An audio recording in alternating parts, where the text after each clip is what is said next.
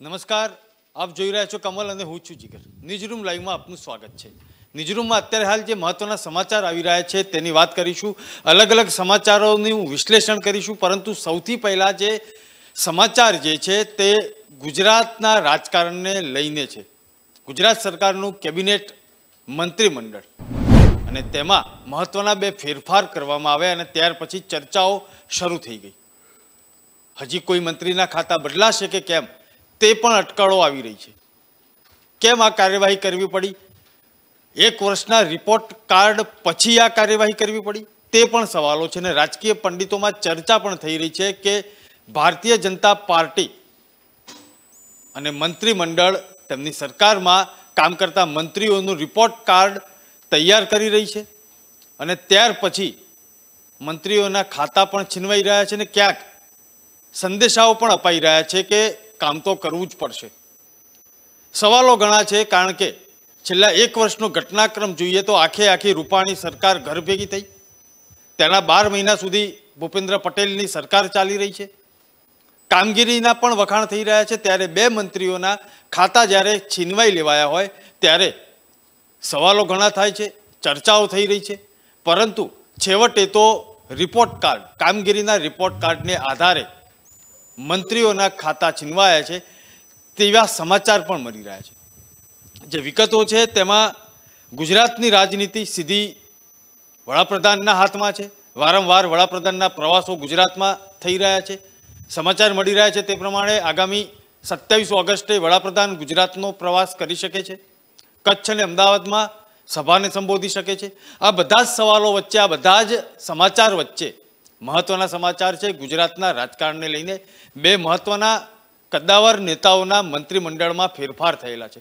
ચર્ચા કરીશું. મારી સાથે તપસ્વી આચાર્ય જોડાઈ ચૂકેલા છે. તપસ્વીભાઈ, ગઈકાલ સાંજથી જે ચર્ચાઓ હતી અને સવાલ તો ઘણા છે, પરંતુ તેનું કન્ક્લુઝન 2-3 પ્રકારનું નીકળી રહ્યું છે કે એક તો ભારતીય જનતા પાર્ટી અને તેમની સરકારની છબી સુધારવાનો પ્રયાસ, અથવા તો રિપોર્ટ કાર્ડ જે 1 વર્ષમાં કશું જ કામ નથી કર્યું, ક્યાંક ખોટા મેસેજ જઈ રહ્યા છે, તેને લઈને આ કાર્યવાહી.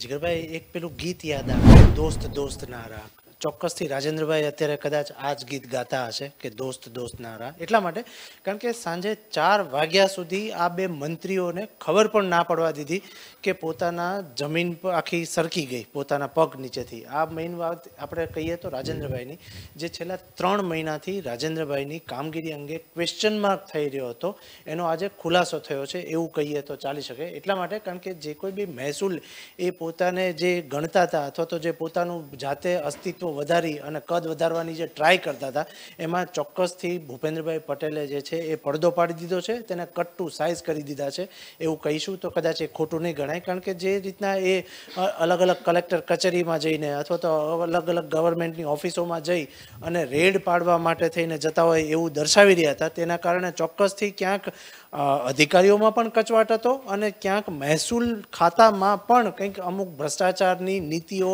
અથવા તો ભ્રષ્ટાચારની થોડીક બદબુઓ જે છે એ છેલ્લા 3-4 મહિનાથી ગાંધીનગરમાં ચર્ચાને સ્થાને રહી હતી. એના કારણે રાજેન્દ્ર ત્રિવેદીને ચોક્કસથી એક વાક્ય કહું તો એને કટ ટુ સાઇઝ કરી દીધા છે એવું ચોક્કસથી કહી શકીએ.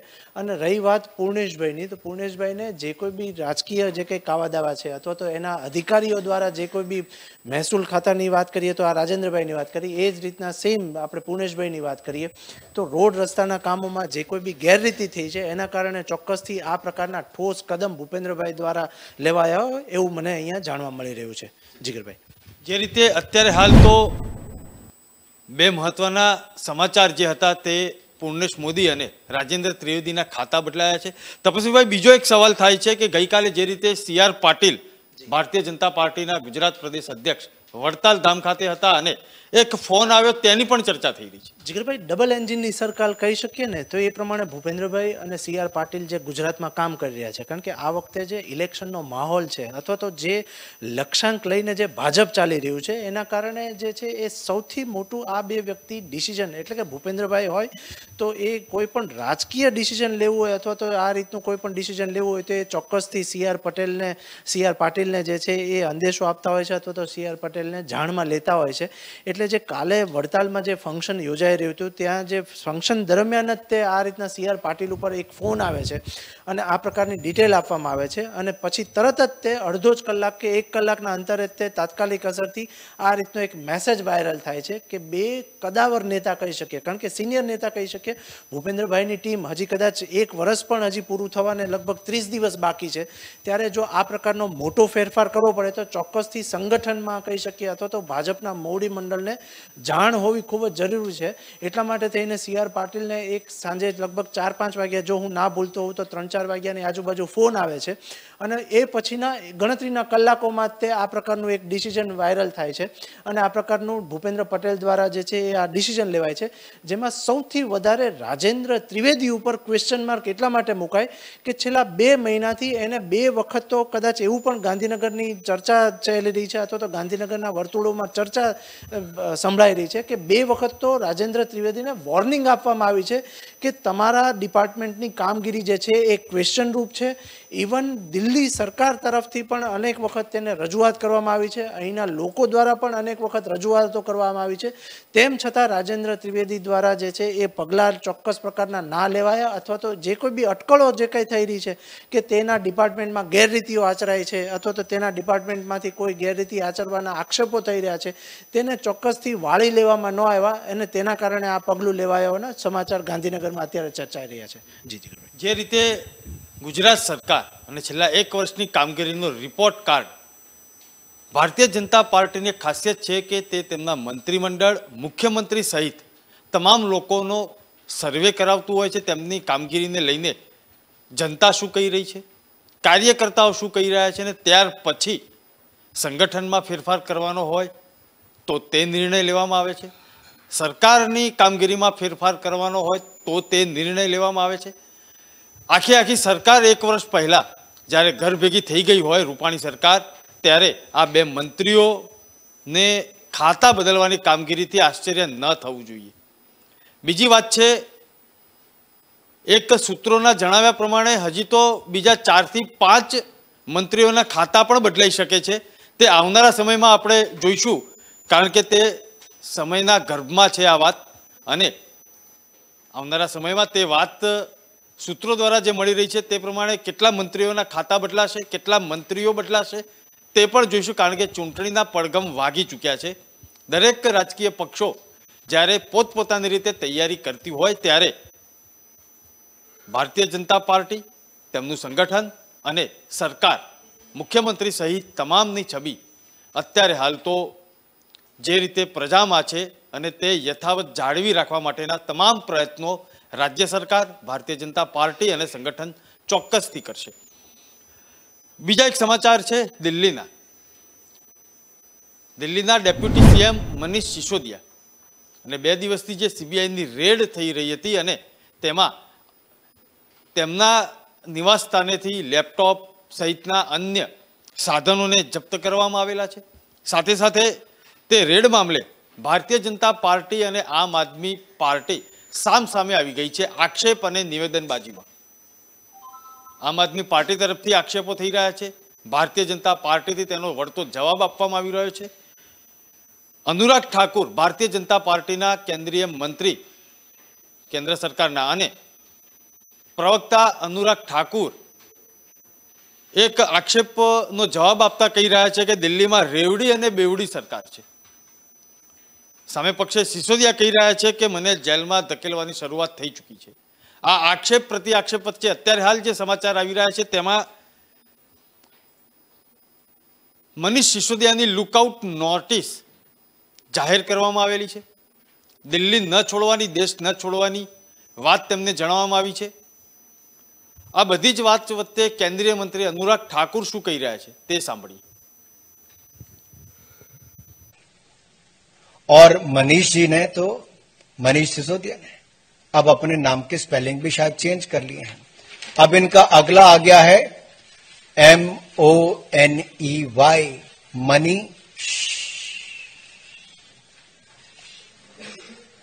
कमाई करो और चुप रहो. मनी मनी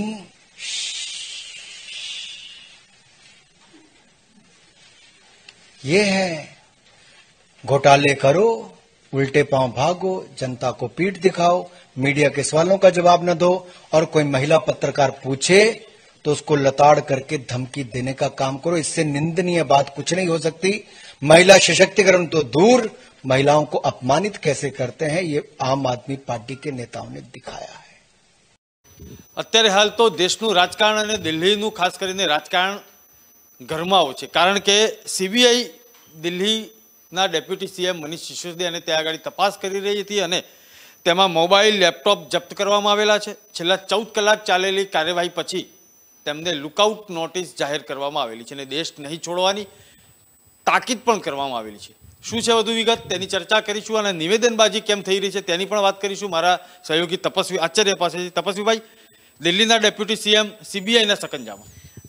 જીગરભાઈ, જ્યારે મને હજી યાદ છે કે નરેન્દ્રભાઈ જ્યારે અહીંથી એક ગુજરાતના સીએમ હતા અને અત્યારે જ્યારે વડાપ્રધાન થયા છે ત્યારે એનું એક સૂત્ર હતું કે હું ખાતો નથી અને ખાવા દેતો નથી। સેમ એ જ એક ઉક્તિ કહી શકીએ તો એ કદાચ અહીંયા દિલ્હીના એટલે મનીષ સિસોદિયા ઉપર જે કોઈ અત્યારે સીબીઆઈનો સકંજો થયો છે એ ઉક્તિ જે છે એ કદાચ સાર્થક થતી હોય એવું ગણાવાઈ રહ્યું છે। કેન્દ્ર સરકાર અત્યારે મનીષ સિસોદિયા ઉપર આ રીતના આરોપ લગાવી રહી છે, જેમાં એવું આજના ન્યૂઝપેપરો લખી રહ્યા છે કે મનીષ સિસોદિયા ઉપર જે ત્યાંના જે બાર છે અથવા તો રેસ્ટોરન્ટ છે અથવા તો ત્યાં જે દારૂના વેચાણ માટે થઈને જે પોલિસી ડિઝાઇન કરી છે તે લાયસન્સ આપવા માટે થઈને 25 લાખથી 1 કરોડ રૂપિયા સુધીની લાંચ અથવા તો જે પૈસાનો મામલો છે એમાં મનીષ સિસોદિયાની ધરપકડ થઈ શકે છે। સીબીઆઈને અત્યારે પેપરો તૈયાર થઈ ચૂક્યા છે અને એના કારણે અત્યારે સીબીઆઈનો સકંજો મનીષ સિસોદિયા ઉપર થયા હોવાના સમાચાર છે અને પ્લસ આક્ષેપો થઈ રહ્યા છે।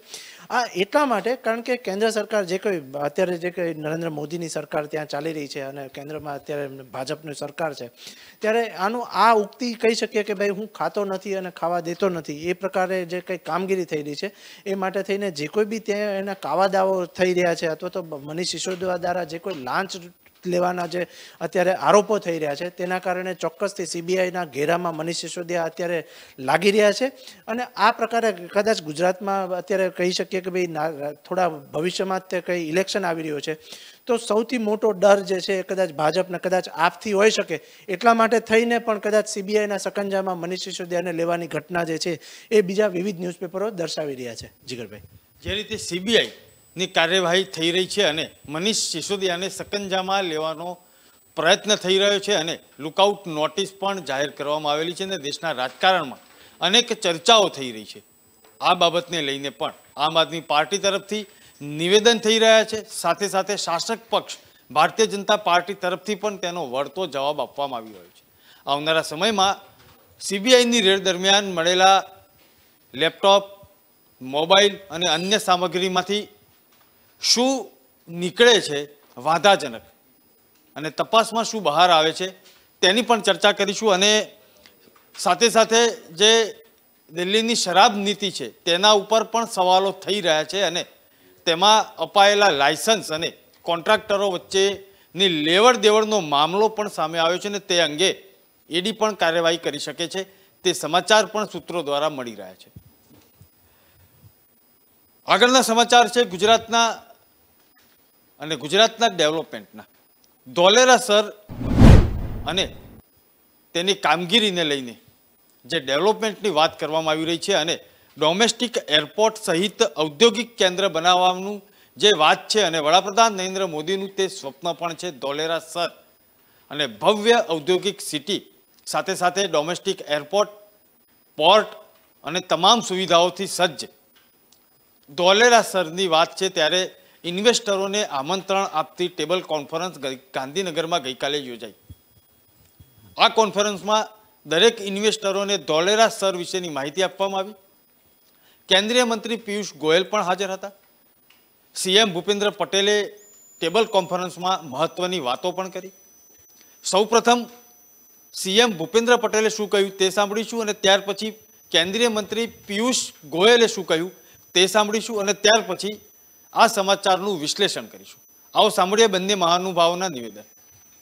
2.74 લાખ હતી એ વધીને 8.66 લાખ થઈ છે। ઔદ્યોગિક ઉત્પાદન પણ એ જ રીતે 1.27 લાખ કરોડથી વધીને 16.59 લાખ કરોડ જેટલું થયું છે. ગુજરાતની આ સિદ્ધિઓ વડાપ્રધાન શ્રી નરેન્દ્રભાઈ મોદીના નેતૃત્વને આભારી છે. તેમના માર્ગદર્શનમાં આજે ગુજરાત દેશનું ગ્રોથ એન્જિન બન્યું છે. ગુજરાતના સર્વોત્તમ ઔદ્યોગિક વિકાસના પાયામાં નાગરિકોની મહેનત અને સરકારની નીતિ રીતિ રહેલી છે. વાયબ્રન્ટ ગુજરાત ગ્લોબલ સમિટની શૃંખલા યોજીને વડાપ્રધાનશ્રીએ ગુજરાતમાં રહેલી બિઝનેસ ઓપોર્ચ્યુનિટી ઉજાગર કરી હતી. તેમના દિશા દર્શનમાં ગુજરાત 8 MSIRનું આયોજન પાર પાડ્યું છે. દેશ અને દુનિયા જ્યારે વૈશ્વિક મંદીની વિપરીત અસરોમાં હતા તેવા સમયે આદરણીય મોદીજીએ ગુજરાતમાં international finance tech city GIFT સિટીના પાયા નાખ્યા. તાજેતરમાં તેમના જ હસ્તે ઇન્ટરનેશનલ બુલિયન એક્સચેન્જની શરૂઆતથી ગુજરાતે વર્લ્ડ બિઝનેસ અને સ્ટોક માર્કેટ મેપ પર અગ્નિમ સ્થાન મેળવ્યું છે. ભવિષ્યનું smart industrial city Dholera sir પણ તેમનું જ વાવેલું વિચાર બીજ જે હવે ઝડપથી વટવૃક્ષ બની રહ્યું છે. 920 સ્ક્વેર કિલોમીટરમાં ફેલાયેલું આ ફ્યુચરિસ્ટિક સિટી આવનાર સમયમાં ગુજરાત અને ભારતનું સૌથી અત્યાધુનિક ઔદ્યોગિક કેન્દ્ર બનશે એમાં કોઈ શંકા નથી. રાજ્ય સરકારે ધોલેરા સરના વિકાસ માટે સ્પેશિયલ પર્પઝ વેહિકલની રચના પણ કરી છે. અહીં ઉદ્યોગો માટે પ્લગ એન્ડ પ્લે સુવિધાઓ ઉપલબ્ધ છે. સ્ટ્રેટેજિકલી લોકેશનને કારણે ધોલેરાનું ઉજ્જવળ ભાવિ સુનિશ્ચિત છે. ધોલેરા સર ખાતે ઇન્ટરનેશનલ એરપોર્ટના નિર્માણની મંજૂરી કેન્દ્રીય કેબિનેટે પણ આપી દીધી છે. એક્સપ્રેસ હાઈવેના નિર્માણ માટે નેશનલ હાઈવે ઓથોરિટી કાર્યરત છે. ધોલેરા ભીમનાથ રેલવે પ્રોજેક્ટ માટે જમીન સંપાદન આગામી 6 મહિનામાં પૂર્ણ કરવામાં આવશે. મને વિશ્વાસ છે કે આંતરરાષ્ટ્રીય કક્ષાના ઇન્ફ્રાસ્ટ્રક્ચરને કારણે Dholera sir Delhi Mumbai industrial corridor સૌથી મોકાનો ભાગ બની રહેશે. પ્રધાનમંત્રી ગતિશક્તિ નેશનલ માસ્ટર પ્લાન હોય કે multi modal connectivity Dholera sir દેશની વિકાસ યાત્રામાં માઇલસ્ટોન સાબિત થશે. રોડ રસ્તા, વોટરવે, એરવે, રેલવે સહિતના લોજિસ્ટિક સેક્ટર્સ દ્વારા PM ગતિશક્તિ માસ્ટર પ્લાનમાં પણ ગુજરાત નોંધપાત્ર યોગદાન આપશે.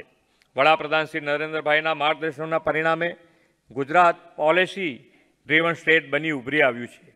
ગુજરાતે તેમના નેતૃત્વમાં વિવિધ પોલિસીઝના નિર્માણ કરી તેનું સફળ અમલીકરણ પણ કર્યું છે. भारत की एकता का, भारत के एकजुटता का, भारत के आने वाले भविष्य में किस प्रकार से विश्व शक्ति बनने का संकल्प और मजबूत हुआ है. जो 5 प्रण माननीय प्रधानमंत्री नरेंद्र मोदी जी ने लाल किले के प्राचीर से इस देश को दिए हैं, मैं समझता हूं अब दुनिया की कोई ताकत भारत को विकसित देश बनने से रोक नहीं सकती. और उस विकसित देश के निर्माण में आप सब भाइयों बहनों का बहुत बड़ा योगदान रहेगा.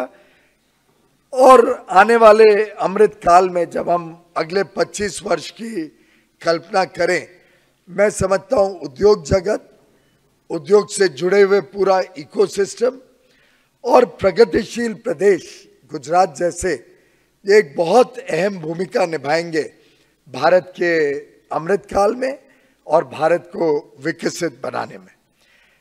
प्रधानमंत्री नरेंद्र मोदी जी का तो आप सबका सानिध्य शायद मेरे से भी ज्यादा लंबा रहा है. आप सबका सौभाग्य रहा है कि गत 2 से अधिक दशकों से माननीय प्रधानमंत्री जी का आशीर्वाद, उनका मार्गदर्शन, उनका आप सबके साथ मिलना जुलना रहने के कारण मैं समझता हूँ गुजरात बहुत भाग्यशाली रहा है. यहाँ की जो अलग अलग नीतियाँ हैं, यहाँ पे जिस प्रकार से इंफ्रास्ट्रक्चर डेवलप हुआ, जिस प्रकार से अलग अलग उद्योग जगत के साथ नीतियाँ बनी, अभी अभी जगदीश भाई पोर्ट्स के बारे में बता रहे थे. आखिर ये अधिकांश इन पोर्ट्स का जो प्रगति हुई वो माननीय प्रधानमंत्री जी के.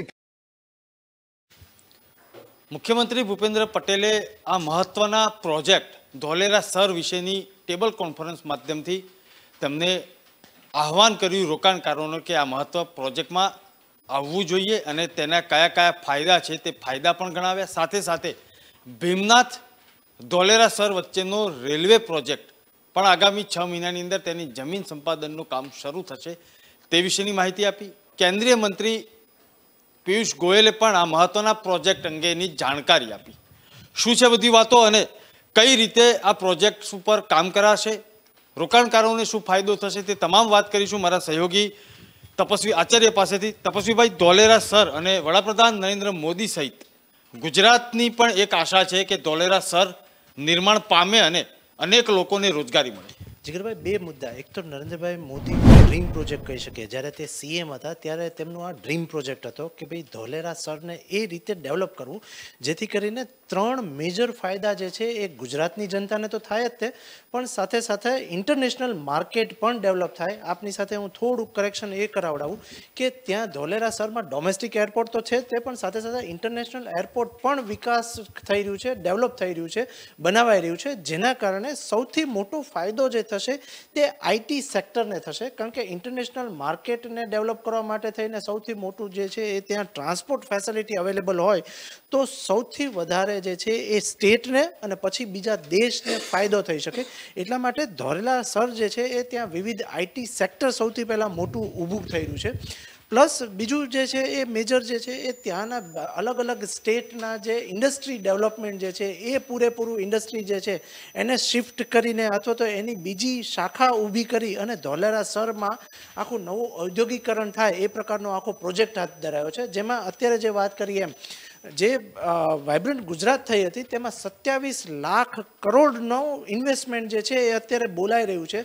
જો તેનાથી 50% પણ આ ઇન્વેસ્ટમેન્ટ પ્રોપર રીતે ડેવલપ થયું અથવા તો ઇન્વેસ્ટમેન્ટ થયું તો કદાચ હું માનું છું ત્યાં સુધી આવનારા 5 વર્ષમાં અથવા તો 10 વર્ષમાં ગુજરાતની જે કહી શકીએ કે છબી જે છે એ આખી કંઈક અલગ જ હશે. એટલા માટે કારણ કે 3 મેજર જે કહી શકાય તે આઈટી ઇન્ડસ્ટ્રી જે છે એ ધોલેરાસરમાં ડેવલપ થઈ રહી છે અને જો એ ડેવલપ થાય તો 14,000થી પણ વધારે અહીંયા રોજગારી, એટલે કે 14,000 તો મિનિમમ કહે છે કે 14,000 લોકોને મિનિમમ રોજગારી આ ધોલેરાસરના પ્રોજેક્ટ સપોઝ વ્યવસ્થિત રીતે ડેવલપ થાય, ત્યાં ઇન્ડસ્ટ્રી વ્યવસ્થિત રીતે સ્થપાય તો મિનિમમ 14,000 લોકોને નવી રોજગારી મળે એ પ્રકારનો આખો પ્રોજેક્ટ હાથ ધરાઈ રહ્યો છે. તો ચોક્કસથી સ્ટેટને એટલે કે ગુજરાત સ્ટેટને તો જો ચોક્કસથી ધોલેરાસર વિકસિત થાય અને આ પ્રકારની જો કામગીરી ફાસ્ટ જે ડબલ એન્જિનની સરકાર કરી રહી છે તો ચોક્કસથી ગુજરાતને તો ફાયદો છે તે, પણ સાથે સાથે ઇન્ટરનેશનલ માર્કેટ પણ જે રીતના ગાંધીનગરમાં હમણાં આપણા માનનીય વડાપ્રધાન જે છે એ અહીંયા આવી અને ઇન્ટરનેશનલ બુલિયન એટલે કે જે શેર બજારનું ટ્રેડ માર્કેટ જે છે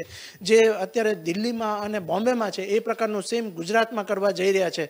ગિફ્ટ સિટીમાં આખું અદ્યતન ટેકનોલોજી સજ્જ આખું ઇન્ડસ્ટ્રી ડેવલપ થઈ રહી છે. એ જ રીતના સેમ ધોલેરાસરમાં પણ અલગ અલગ આઈટી ક્ષેત્રના વિવિધ તજજ્ઞોને બોલાવીને અથવા તો બીજી જે ઇન્ડસ્ટ્રીયલ ઝોન જે છે જેમાં મેન્યુફેક્ચરિંગ યુનિટ છે એ લોકોને ત્યાં ઇન્વેસ્ટ કરાવડાવી અને આખું ઇન્ટરનેશનલ માર્કેટ ત્યાં ડેવલપ કરી રહ્યું છે.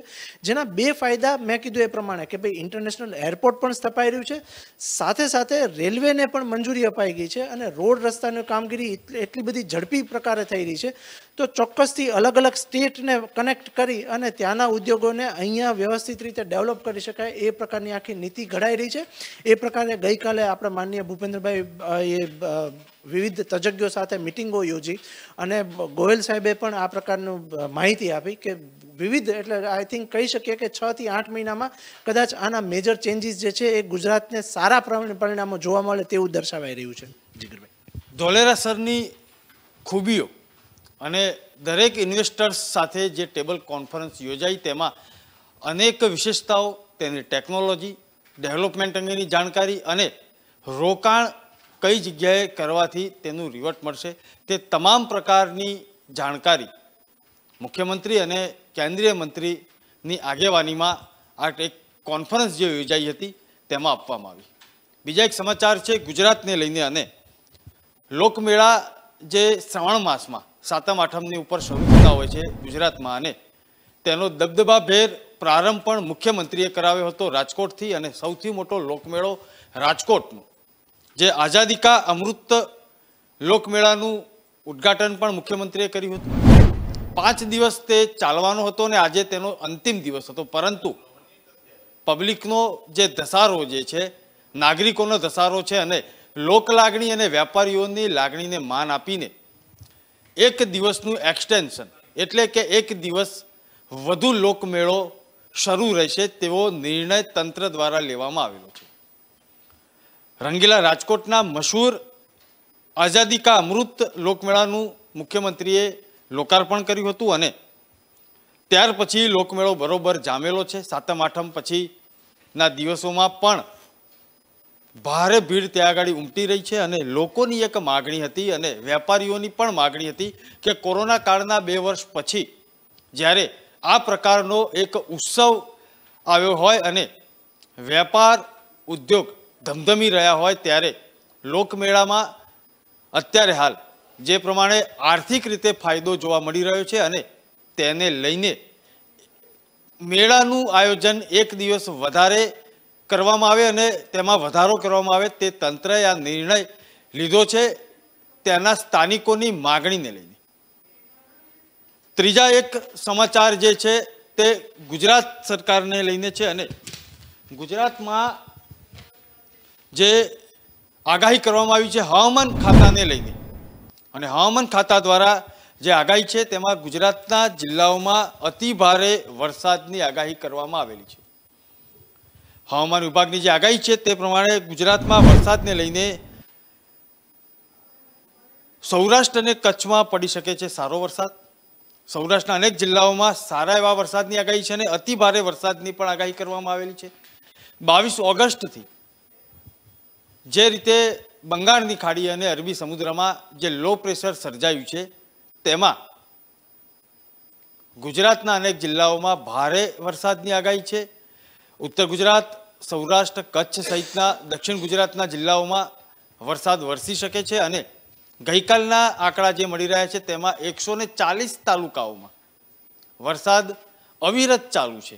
આજે પણ કેટલીક જગ્યાએ કેટલાક જિલ્લાઓમાં વરસાદનું આગમન થઈ ચૂકેલું છે અને આગામી 24 કલાક પછી ફરીથી લો પ્રેશરની સિસ્ટમ જે મજબૂત થઈ રહી છે તેને લઈને પણ હવામાન ખાતાએ ગુજરાતમાં વરસાદની આગાહી કરેલી છે.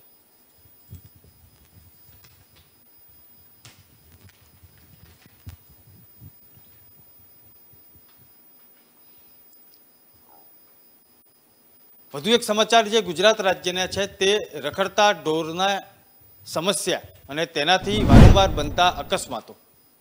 ગુજરાત રાજ્યમાં રખડતા ઢોરનો ત્રાસ યથાવત છે. થોડાક સમય પહેલા ડેપ્યુટી સીએમ નીતિન પટેલ તેનો ભોગ બન્યા હતા. સીએમ ભૂપેન્દ્ર પટેલ જ્યારે પોરબંદરની મુલાકાતે હતા ત્યારે તેમના કાફલામાં પણ રખડતા ઢોરનો આતંક જોવા મળ્યો હતો. થોડા દિવસ અગાઉ બરોડાની અંદર રખડતા ઢોરની અડફેટે વાહન ચાલક આવી ગયો હતો અને તેનું કરુણ મોત નીપજ્યું છે. તે સમાચાર આવ્યા ત્યારે રાજ્યભરમાં ફરીથી આ રખડતા ઢોરોનો આતંક યથાવત છે અને તે સમાચારોને લઈને ફરીથી એક ચિંતા ચર્ચા થઈ રહી છે કે ક્યારે આવશે આ આતંકનો અંત. દરેક સ્થાનિક સ્વરાજની સંસ્થાઓ હોય કે મ્યુનિસિપાલિટી હોય કે નગરપાલિકા હોય કે મહાનગરપાલિકા હોય, ઢોર પાર્ટીની કાર્યવાહી પર પણ અત્યારે હાલ સવાલો ઉઠી રહ્યા છે. જે રીતે અકસ્માતના બનાવો બની રહ્યા છે અને નિર્દોષ વ્યક્તિઓના જીવ વારંવાર ગુમાવવાનો વારો આવતો હોય છે ત્યારે તંત્રને ઢંઢોળવાનો પ્રયાસ પ્રજા કરી રહી છે. પ્રજા અનેકવાર રજૂઆતો કરીને થાકેલી છે પરંતુ સ્થિતિ ત્યાંની ત્યાં છે.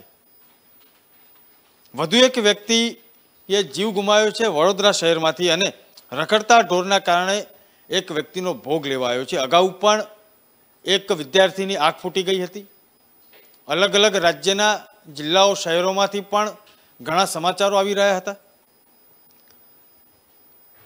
કોણ જાણે કેમ આ તંત્રને કેમ દેખાતું નથી અથવા તો ઢોર પાર્ટી કયા પ્રકારની કાર્યવાહી કરી રહી છે તેના પર પણ સવાલો છે અને રખડતા ઢોરનો આતંક યથાવત છે. બીજા એક સમાચાર આવી રહ્યા છે તેની પણ ચર્ચા કરીશું. ગુજરાતમાં ગણેશ ઉત્સવની ધામધૂમથી તૈયારીઓ શરૂ થઈ ચૂકેલી છે. 10 દિવસ પછી ગણેશ ચતુર્થી અને ગણેશની પ્રતિમાઓનું સ્થાપન કરવામાં આવશે. ધામધૂમથી જ્યારે ગુજરાતની અંદર ગણેશ ઉત્સવનું એક અનોખી રીતે ઉજવણી થતી હોય છે, ત્યારે રાજ્ય સરકારે કેટલાક નિયમો ઘડ્યા છે અને આ જે નિયમો જે છે તેને લઈને પણ હું આપને જણાવીશ અને જનજાગૃતિ માટે કેટલાક યુવકો ભરૂચના છે તે શું કરી રહ્યા છે તેની પણ હું વાત કરીશ. ગુજરાત સરકારની એસઓપી પ્રમાણે વધુમાં વધુ 9 ફૂટની ગણેશ મૂર્તિનું સ્થાપન કરી શકાશે. તેમાં પણ પીઓપીની મૂર્તિ જે પર્યાવરણ અને પાણીના પ્રદૂષણને નોતરે છે તે તમામ વસ્તુ પર પ્રતિબંધ મૂકવામાં આવેલો છે.